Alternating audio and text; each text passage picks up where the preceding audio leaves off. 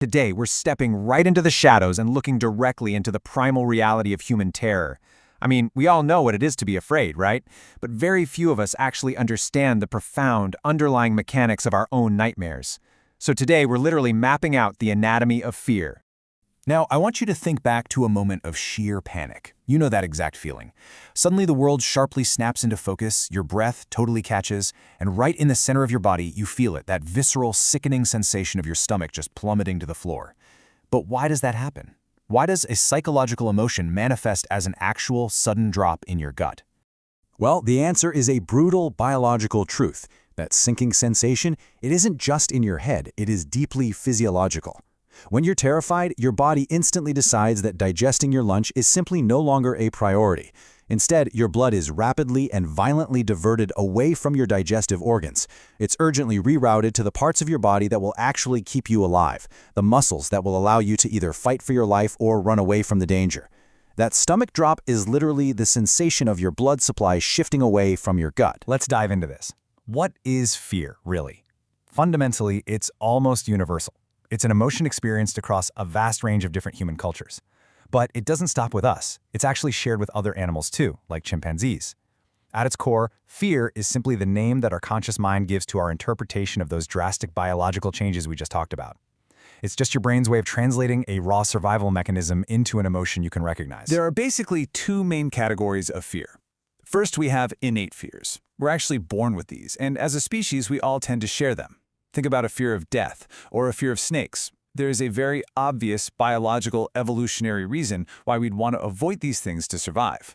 But then, on the flip side, we have acquired fears. These are fears and phobias we've actively learned and developed over time. And the fascinating part? There is absolutely zero biological reason why we should be afraid of them. They serve literally no evolutionary purpose. In recent years, researchers noted one massive increase in a very specific acquired fear: coulrophobia. Yep, the fear of clowns. Why? Well, researchers heavily link this spike to the entertainment industry, specifically the highest-grossing horror film of all time, It. The release of that film is largely to blame for this massive modern explosion in the fear of clowns. And this brilliantly illustrates how a phobia mutates. It starts out harmless, like a joyous day at the circus. But then, pop culture introduces a severe threat, like a clown that eats children, which taps right into our biological fear of dying. Suddenly, your brain links a joyous childhood icon directly with death, creating a super potent acquired phobia entirely in your mind. Viral emotional contagion. To really understand mass panic, you've got to understand emotional contagion.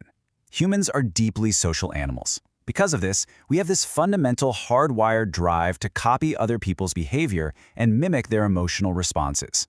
If the group around us is panicking, our instinct is to panic too. This is one of the biggest reasons why fears can spread like wildfire through a population.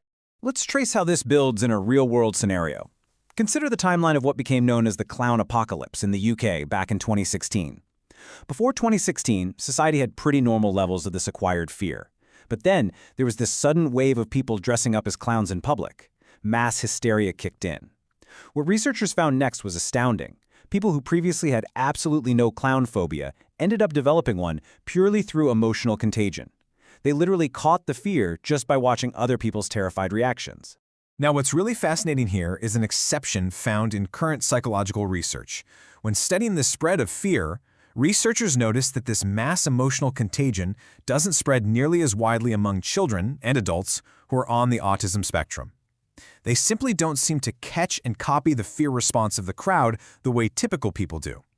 It's an incredible insight into how neurological differences affect the social transmission of panic. So, how do we fix this? Psychology uses two main techniques to alleviate these acquired fears, and honestly, they couldn't be more different. On one hand, we have flooding, which is an extreme, forced confrontation with your absolute worst-case scenario. On the other hand, we have systematic desensitization, which is a much more gradual approach where a patient works with a psychologist to slowly build up tolerance over time. Let's break these down. Flooding is the extreme path. Imagine you have that acquired fear of clowns we talked about. In flooding, you might literally be put into a room with a bunch of clowns. You're forced to confront the absolute worst-case scenario head-on. Naturally, you're going to experience massive anxiety at first. But the psychological trick here is endurance. Eventually, your brain realizes that no physical harm is actually going to come to you. Because the biological threat isn't real, your anxiety naturally has to subside. Now, if that sounds way too intense, systematic desensitization offers a step-by-step alternative. Let's use spiders as an example here. You might begin by simply reading about them. Once you tolerate that, maybe you move up to looking at a picture. Next, you might sit in a room with a safely contained spider in a tank. You gradually build this tolerance until, eventually, you can handle a spider without triggering that massive biological fight-or-flight response. So the absolute crucial point is captured perfectly by this idea from the research. Whether it's the extreme endurance test of flooding or the slow, careful steps of desensitization, the goal is exactly the same. It's all about learning to break those mental associations you've built up between a harmless trigger, like a spider or a clown, and the fake expectation that something terrible is going to happen to you. You are manually untangling the learned wires in your brain. We've seen that while the physical sensation of fear, the blood rushing from your stomach, is a hardwired biological reality, the things that trigger that response often aren't real threats at all. They're fictions, learned from screens and caught like a virus from the panicking crowds around us. So as we wrap up this explainer, I want to leave you with a question to ponder. Take a close look at the things that terrify you the most. How many of them are actual threats to your survival, and how many have you simply, unknowingly, caught from the world around you?